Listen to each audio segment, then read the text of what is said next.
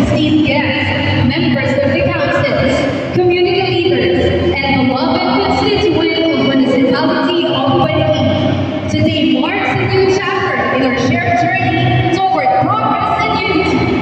At this point, it is with great pride and deep respect that we welcome a leader whose dedication, humility, and unwavering service have made a lasting impact in our town. A man whose heart beats for the people and whose vision reflects our collective hopes for a better tomorrow. Friends, let us lend our ears, open our hearts, and listen intently to the voice of our newly inaugurated Vice Mayor, a man ready to embrace both the challenges and triumphs of public service. Let us now give warm applause to Honorable Jake Rojas, Vice Mayor of Municipality of Balikin.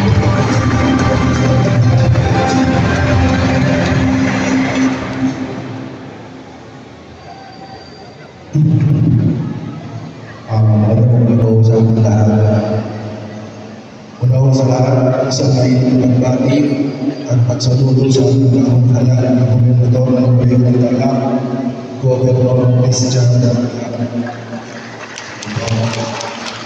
Ngayon din sa pinagagawa ng ating Gobernador at ating natawan ng Ministro ng Tarlac, Congressman Dr. Iga.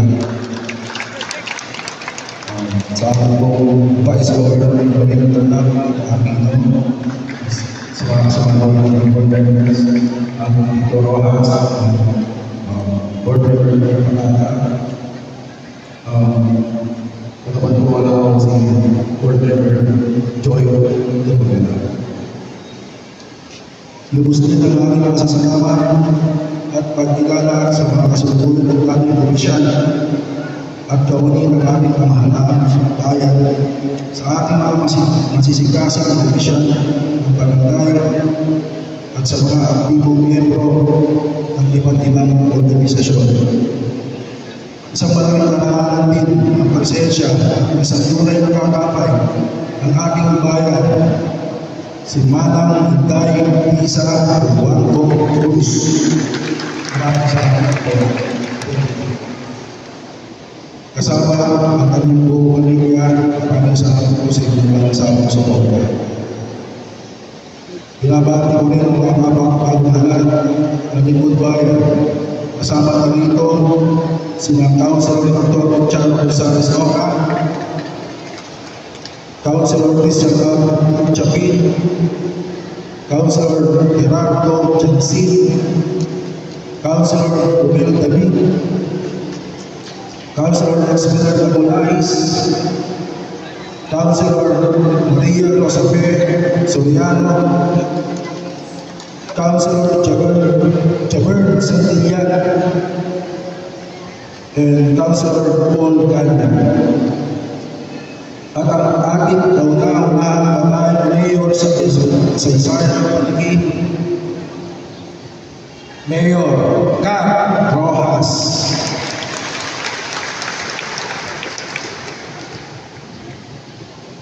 Hindi ko rin po palalagpasin ang pagkakataon ito upang pasalamatan ang aming mga mahal na magulang. Agustin Rojas Jr.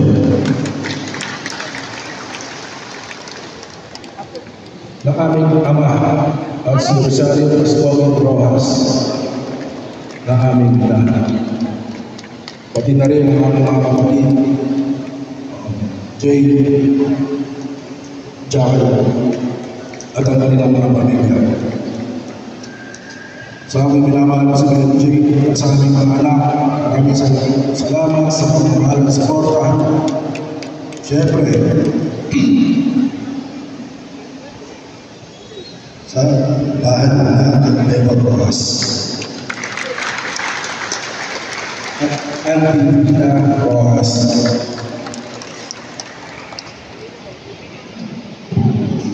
Kasama ng kanilang mga pamilya. Tol DJ, Colin, ganun din sa kanilang mga pamilya na unang-una naniwala sa kaya namin ni Mayor Kat ang magtagumpay sa laban nito. At ang pinakamahalaga sa lahat, ang mga mahal na kababayan dito sa Kutiki, sa pagpalang araw po sa inyong lahat. Papasalamat po ako sa tulong may kapal sa pagbibigay sa atin ang pagkakataon pagtungkuran ng ating mahal na bayan. Ang iyong tiwala ay isang sentradong panata ang aking bibigyan halaga at hindi kailanman isasagdagi. Ang araw na ito ay hindi tagumpay ng isang tao. Ito ay tagumpay na bawat paligyan nyo naghahangat ng pagbabago, ng kaayusan, at ng tunay na malasakit sa bayan. Sa aking manunungkulang bilang inyong isi-alkalde, hindi ako magiging handam, kundi katuwang ang ating punong bayan. Ako ay magiging tagapamagitan ng malasakit, tunay na pagkakaisa, at tagapagtanggol naman ng ating pamahalaan. Hindi natin kaya solusyonan ang lahat ng problema sa isang ulan. Ngunit kung tayo ay magtutulungan, gobyerno, ibang sektor at kabubayan, walang solusyon na hindi natin kaya lampasan. Makakaasa ko ngayon na sa lahat ng posisyon na ating gagawin, hindi kapritso o pansariling interes ang kailangan, kundi ang kapatihan ng mas nakararami. Walang kulay, walang kampo, walang pag-aaway. Isa lang ang kampo, ang paniki.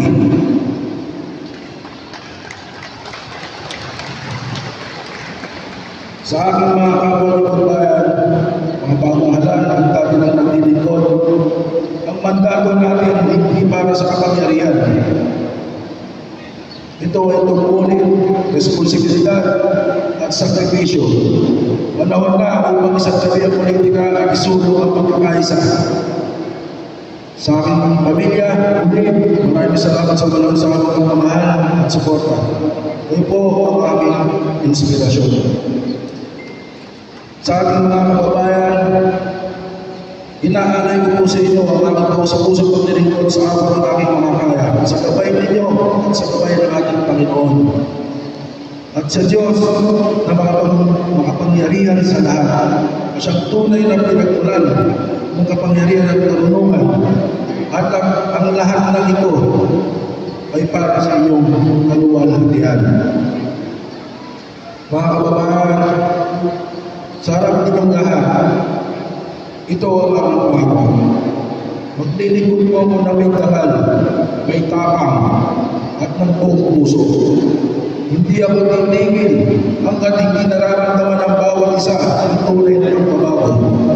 Magkaisa po tayo, nagsama-sama sa isang pagdamaniamat ang paligid. Dahil ang bayan ay hindi lang dapat minamahal. Ito ay dapat ipinaglalaban. Maraming salamat po at mabuhay po tayong lahat.